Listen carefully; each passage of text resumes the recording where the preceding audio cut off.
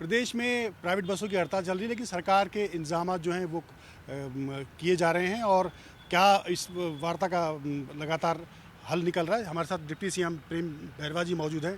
Chief deputy साहब, क्या लग रहा है आपको, हड़ताल का क्या असर है?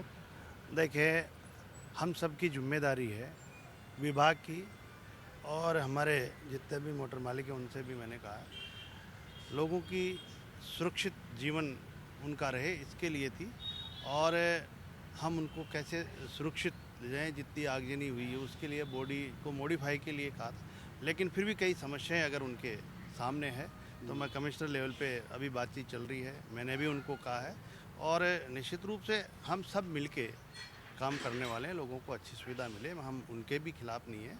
लेकिन कुछ चीज़ें हैं उनके जो हम हमारे जीवन के साथ खिलवाड़ कर रहे हैं उसके लिए कर रहे हैं। बाकी तो निश्चित रूप से आज 1-2 दिन में उनसे सरकार यात्रियों की सुरक्षा के लिए ही कर रही है और इसीलिए ये आपत्ति कुछ लोगों को हो सकती है, लेकिन सुरक्षा सबसे बड़ी जिम्मेदारी। तो क्या वैकल्पिक इंतजाम भी किए जा रहे हैं, क्योंकि खाटू श्याम जी मंदिर के लिए भी यात्रियों हमारे रोडवेज बसों का पूरा पुख्ता इंतजाम कर रखा है। फिर भी कुछ परेशानी हो रही है, लेकिन 1-2 दिन में मैं मानता हूं कि शायद वार्तालाप हो जाएगी और जो भी अगर उनके अदर कोई समस्याएं हैं उनका भी हम समाधान करेंगे। प्रेम जी बैरवा, डिप्टी सीएम साहब, और इस पूरे मुद्दे पर लगातार निगाह रखे हुए हैं और वार्ताओं का दौर भी प्राइवेट बस मालिकों और उनके एसोसिएशन से जारी है।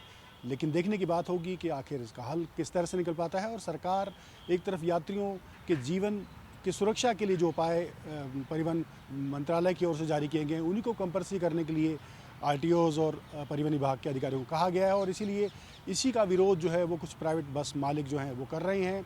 एक दूसरी भी और समस्याएं भी उनकी हैं, मांगे भी हैं, जिनकी लगातार वार्ताएं जो हैं परिवहन विभाग की और मोटर वाहन चालकों एसोसिएशंस की लगातार जारी है। देखने की बात होगी कि इसका क्या हल निकल पाता है और जनता को जो समस्याएं इस वक्त सामने आ रही हैं प्राइवेट बसों के बंद होने से, उसका क्या निदान सरकार निकाल पाती है। दिलीप परमार के साथ देवेंद्र सिंह, इंडिया डेली, जयपुर। देखिए इंडिया डेली 24/7 अब आपके स्मार्ट टीवी पर। इंडिया डेली मौजूद है सभी डिजिटल प्लेटफॉर्म पर लाइव और लगातार।